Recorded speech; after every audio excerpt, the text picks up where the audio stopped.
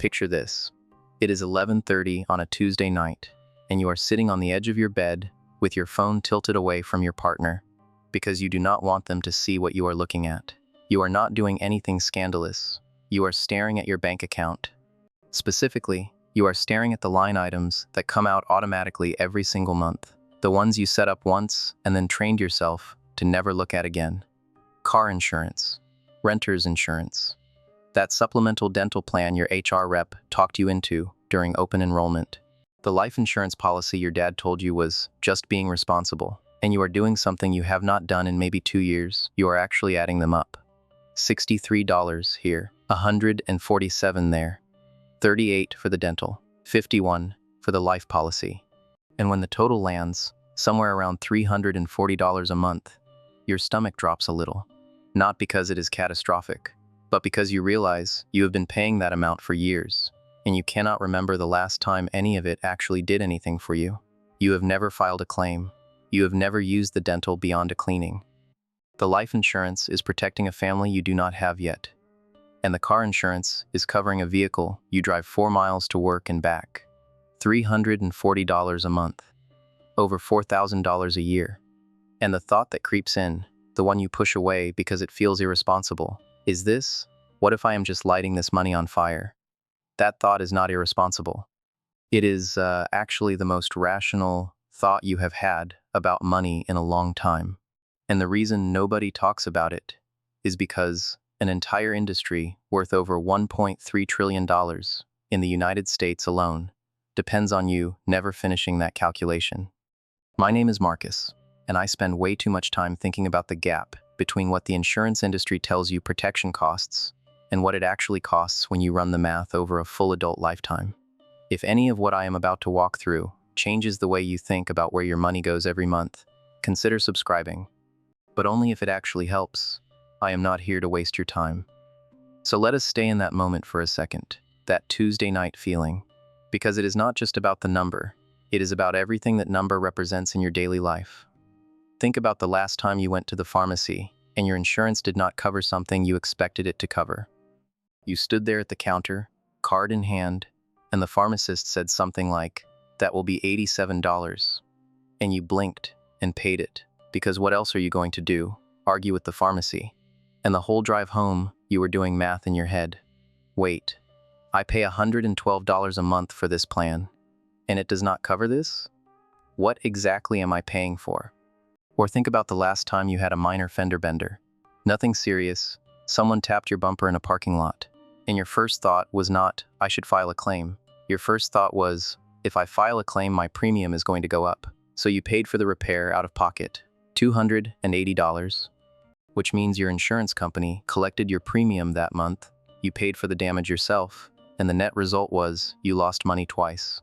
Once to the premium and once to the repair. Or maybe it is the dentist. You go in for a routine visit, and halfway through someone mentions a crown or a night guard or some procedure that is going to cost $600, and your insurance covers 50%. So now you are doing math in a dental chair with a bib on, trying to figure out whether you can afford $300 this month while someone pokes your gums. And you catch yourself thinking, why do I even have dental insurance if it still costs me $300? What have I been paying $30-something a month for? Or, and this one is my personal favorite, think about the last time you sat through an open enrollment meeting at work and someone from HR or an insurance rep walked you through a slide deck full of terms like co-insurance, an out-of-pocket maximum, an in-network preferred provider, and you nodded along because everyone else was nodding along. And you picked the plan that sounded safest because you did not have the energy to decode what any of it actually meant. You chose the most expensive option because expensive feels like protected, and nobody in that room had any incentive to tell you that you probably just overpaid by $700 for the year. But here's where the math starts telling a different story. There is a psychological mechanism at work here that I have started calling the protection premium bias. It is not a term you will find in a textbook, but it describes something real and measurable in how people make decisions about insurance. The basic idea is this: when you are afraid of a catastrophic outcome, your brain becomes almost completely unable to evaluate whether the price you are paying to avoid that outcome is proportional to the actual risk. Fear short-circuits math. And the insurance industry knows this. They have known it for about 300 years, which is roughly how long the modern insurance model has existed. Here is how it works in your brain. When someone presents you with a worst-case scenario, your house burns down, you get in a car accident that is your fault, you get diagnosed with something serious, your amygdala fires. That is the part of your brain that handles threat detection. And once it fires, it essentially takes over the decision-making process from your prefrontal cortex, which is the part that is supposed to do cost-benefit analysis. So in the moment, when you are deciding whether to buy a policy or which tier to choose, you are not thinking, what is the probability of this event multiplied by the cost of the event compared to the premium I will pay over time? You are thinking, oh God, what if it happens to me? And that emotional state, that visceral dread, makes almost any price feel reasonable. This is why insurance companies lead every conversation with stories. Not data. Stories. The commercial is never, here are the actuarial tables showing the probability of a house fire in your zip code. The commercial is a family standing in front of their burned-down home, and then a smiling agent handing them a check. The message is not mathematical. The message is emotional. And it translates to, without us, you are one disaster away from losing everything. And like the thing is, that message is technically true. A catastrophic event without coverage could be devastating. Nobody is arguing that. But here is what the protection premium bias makes you do that actually hurts you. It makes you overinsure. It makes you buy coverage for risks that are either extremely unlikely, already covered by something else, or small enough that you could absorb the cost yourself. It makes you treat every insurance product as equally essential, when in reality, some of them are critical, and some of them are, I am going to be blunt here, almost pure profit extraction from your fear. Let me give you a physical example of how this plays out in behavior. A person without the protection premium bias looks at their insurance portfolio the way a chess player looks at a board. They are calculating probabilities, weighing costs against reserves, making strategic decisions about which risks to transfer and which to retain.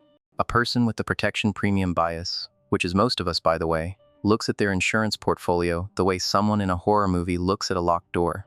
Just pile more furniture against it. Add another policy. Increase the coverage. And the result is not safety. The result is that you pay an enormous amount of money over your lifetime for a feeling of safety that may have very little to do with your actual risk exposure. The insurance does not change your risk, it changes how you feel about your risk. And that feeling has a price tag. A very, very large one. There is actually a name for the economic version of this in behavioral research. It is called probability neglect. Daniel Kahneman and Amos Tversky documented it decades ago. When the outcome of an event is vivid enough, your house burning, your car getting totaled, a cancer diagnosis, people stop evaluating the likelihood of the event and start responding only to the severity of the outcome. Which means if someone paints a scary enough picture, you will pay almost anything to avoid it, regardless of whether the chance of it happening is 1 in 10 or 1 in 10,000. Insurance marketers understand this at a molecular level. The entire sales pitch is designed to make the outcome as vivid as possible while keeping the probability completely out of the conversation. When was the last time an insurance ad told you the actual statistical likelihood of the event they are protecting you against? Never, because if they did, you would do the math. And the math does not sell policies. Here is a concrete example of how this plays out. The average American has roughly a 1 in 1,200 chance of being in a car accident serious enough to total their vehicle in any given year. But if you ask the average person to estimate that probability, they will guess something closer to 1 in 50 or 1 in 100. We overestimate the likelihood of dramatic events by a factor of 10 or more.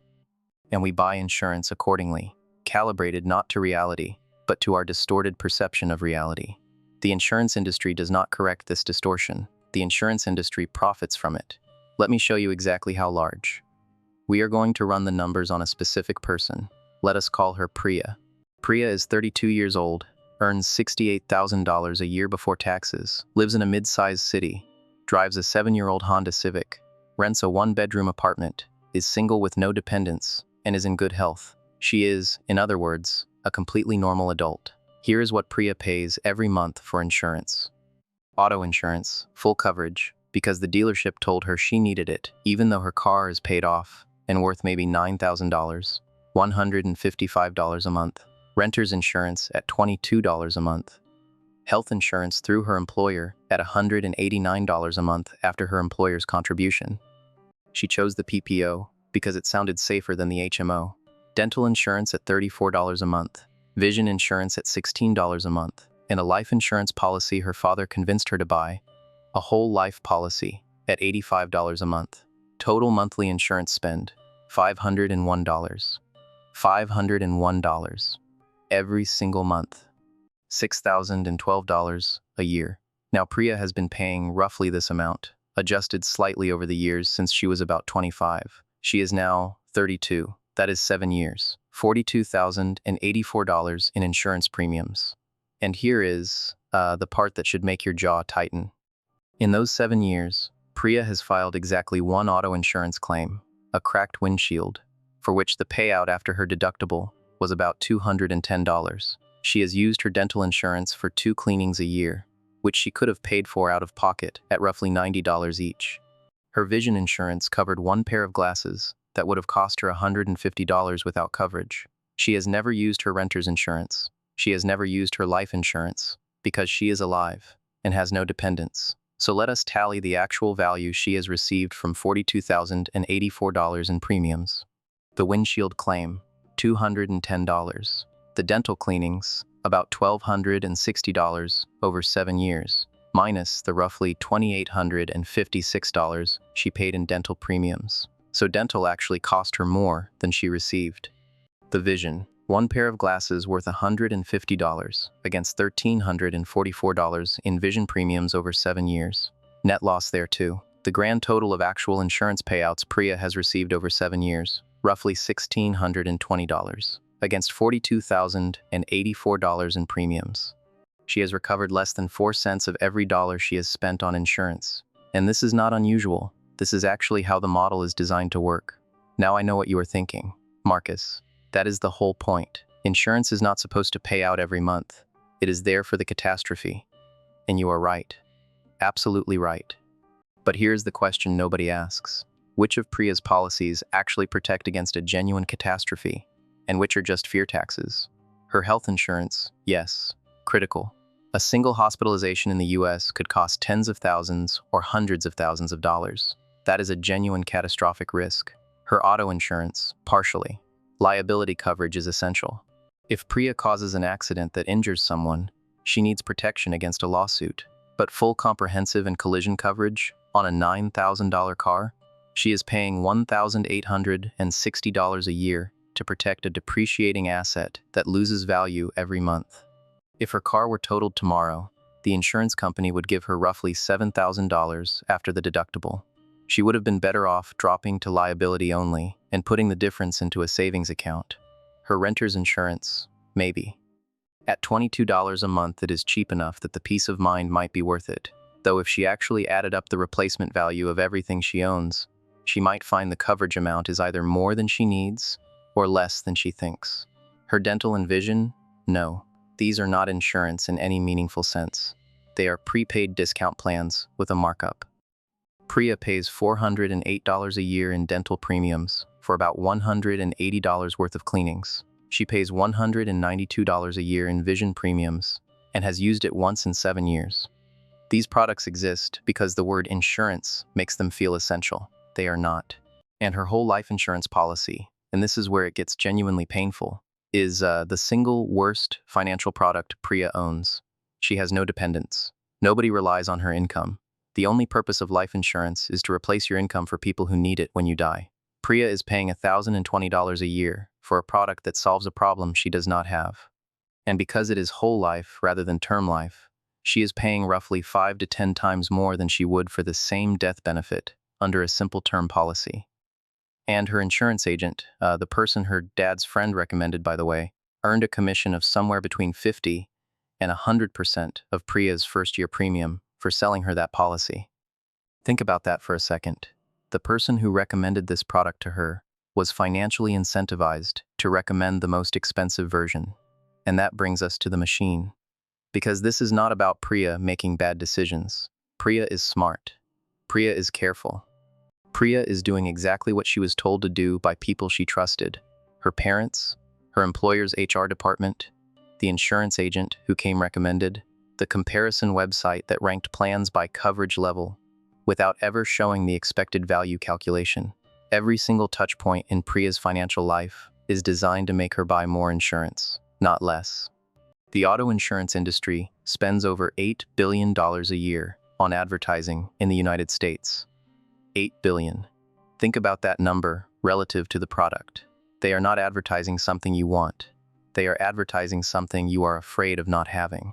That is a fundamentally different sales dynamic. You buy a car because you want transportation. You buy car insurance because you are afraid of what happens without it.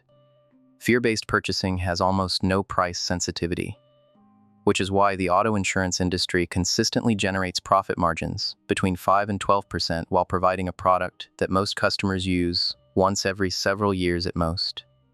Health insurance companies in the U.S. operate as intermediaries between you and your doctor. They do not provide health care. They manage the billing. And for this service, the 5 largest health insurance companies reported combined profits of over $35 billion in a recent year. Their business model is straightforward: collect premiums from everyone, pay claims for some, and keep the difference. The less they pay out in claims, the more they profit, which means the insurance company literally has a financial incentive to deny your claims. This is not a conspiracy theory. It is their fiduciary obligation to shareholders. And the life insurance industry, particularly the whole life and universal life segments, operates on a model so opaque that most policyholders cannot tell you what their policy actually does. The cash value component of a whole life policy earns returns that are dramatically lower than what the same money would earn in a basic index fund. But because the policy is framed as protection plus savings, it feels sophisticated. It feels responsible. The agent gets paid. The company collects premiums for decades, and the policyholder accumulates a cash value that, adjusted for what they paid in, often represents a negative return. The comparison shopping websites are not your friend here either, by the way. Most insurance comparison platforms earn commissions from the insurers they list. They are not ranking policies by what is best for you. They are ranking policies by a combination of what pays them the highest referral fee and what converts best, which, circling back to the protection premium bias, usually means the plan that sounds the most comprehensive, the most expensive, the one that triggers the least fear. The entire digital infrastructure around insurance shopping is essentially a funnel designed to move you toward more coverage, not better coverage. The distinction matters. Here is the asymmetry that nobody in any of these transactions has an incentive to explain to you. If you buy too much insurance, you lose money quietly over decades through overpayment. If you buy too little insurance, you risk a catastrophe. The industry makes its pitch exclusively from the catastrophe side. But the overpayment side, the silent, decades-long bleed of thousands of dollars redirected from your wealth building into an insurance company's revenue, that is where the real damage happens for most people. Because most people will never experience the catastrophe. But every single person who overinsures will experience the overpayment. It is guaranteed. The safe choice is, mathematically, the one that is most certain to cost you money. And this is where I want to flip something on its head for a second. Because we have this cultural idea that the person who is heavily insured is the responsible adult. The one with the comprehensive coverage and the whole life policy, and the dental and the vision, and the umbrella policy and the gap insurance. That person is doing it right. Meanwhile, the person who carries only the legally required minimums and self-insures for small risks by keeping cash reserves is seen as reckless, maybe cheap, maybe irresponsible. But run the math. Over a 40-year working life, the difference between Priya's current insurance spend and a stripped-down strategic portfolio, keeping only catastrophic health coverage, liability auto insurance, and a cheap term life policy, if and when she has dependents, is roughly $2,400 a year.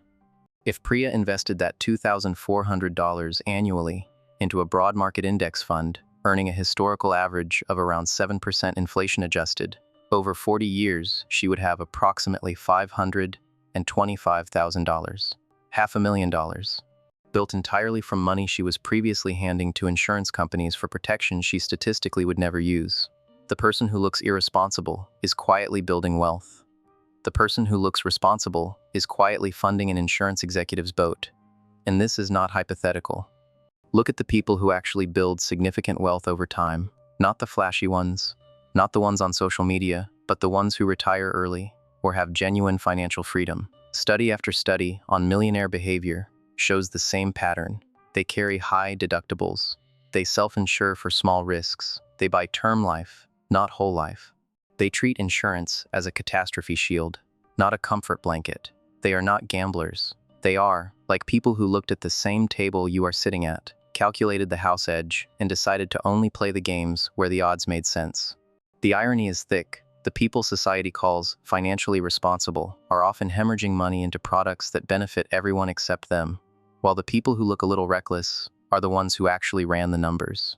Think about it this way. Every dollar you spend on insurance is a bet. You are betting that something bad will happen. The insurance company is betting it will not. And the insurance company has teams of actuaries, mathematicians, whose entire job is calculating probabilities, setting the odds. Those odds are always tilted in the house's favor. That is how the company exists. That is how it pays for those $8 billion in ads. You are sitting at a table where the house always wins over time. The question is not whether you should ever sit at that table. For genuine catastrophic risks, you should. The question is, how many seats at that table are you buying that you do not need? And if you are sitting there right now, feeling like you might have made some of these choices, and you are a little behind or a little frustrated with yourself, I want you to hear me on this. You are not behind because you are bad with money. You are behind because you were given bad information by people who profit from your confusion.